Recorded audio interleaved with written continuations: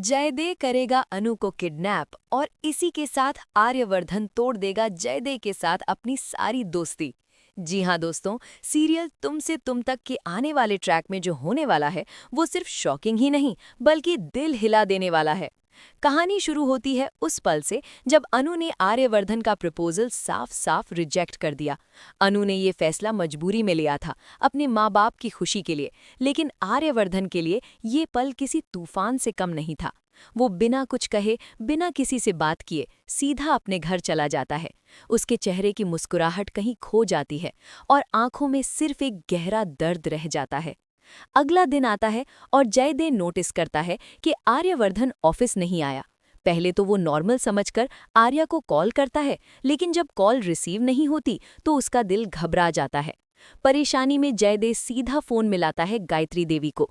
गायत्री देवी रोती हुई आवाज में बताती हैं, बेटा मुझे नहीं पता आर्या को क्या हो गया है, वो अपने रूम से बाहर ही नहीं निकल रहा, न खाना खा रहा है, न अपनी बीपी की दवा ले रहा है। ये सुनते ही जयदेव सीधा आर्यवर्धन के घर पहुंच जाता है। जैसे ही वो आर्या के रूम में जाता है, उसके पैरों तले जमीन निकल जाती है। आर्यवर्धन इतना कमजोर, इतना उदास और इतना टूटा हुआ होता है कि पहचाना ही नहीं जाता। जयदेव घबराकर पूछता है, आर्या, कल तक तो तुम हंस रहे थे, आज ये क्या हाल बना लिया है? पहले आर्यवर्धन बात टालने की कोशिश करता है, लेकिन जब जयदेव जोर देता है तो आर्या अपने जज्बात रोक नहीं पाता। वो जयदेव को गले लगा लेता है और फूट फूट कर रोता है। जयदेव, अनु ने मेरा प्यार ठुकरा दिया। मैंने उसे प्रपोज किया, लेकिन उसने मुझे रिजेक्ट कर दिया।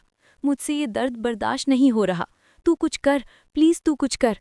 अपनी दोस्त को इस हाल में देखकर जयदेव का दिल भी टूट जाता है। वो अंदर ही अंदर गुस्से से भर जाता है। जयदेव पहले भी अनु और आर्या के रिश्ते के खिलाफ था, लेकिन दोस्त की खुशी के लिए उसने सब मान लिया था। अब जब उसे पता चलता है कि अनु ने आर्या को रिजेक्ट कर दिया है, तो जयदेव एक खतरनाक फैसला कर लेता है। जयदेव पूछता है, उसने रीजन क्या दिया? आर्यवर्धन बस इतना कहता है, उसने कहा हमारा कोई फ्यूचर नहीं।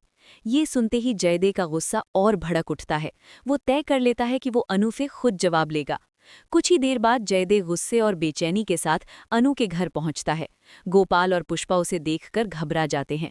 जयदेव जी, आप यहाँ क्यों आए हो? जयदेव तेजी से कहता है, मुझे अनु से बात करनी है, आप दोनों साइड हो जाइए।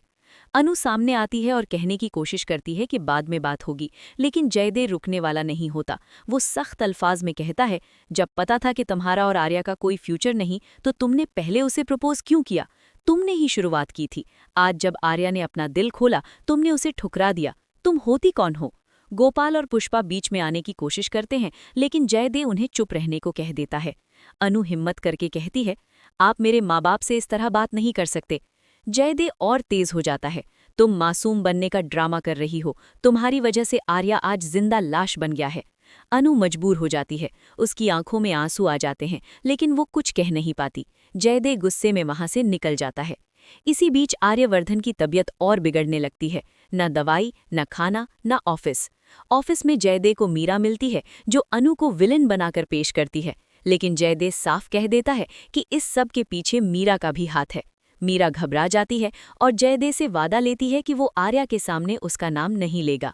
अकेला बैठकर जयदेव सोचता है कि आर्या और अनु को कैसे मिलाया जाए। तभी उसके दिमाग में एक खतरनाक आइडिया आता है।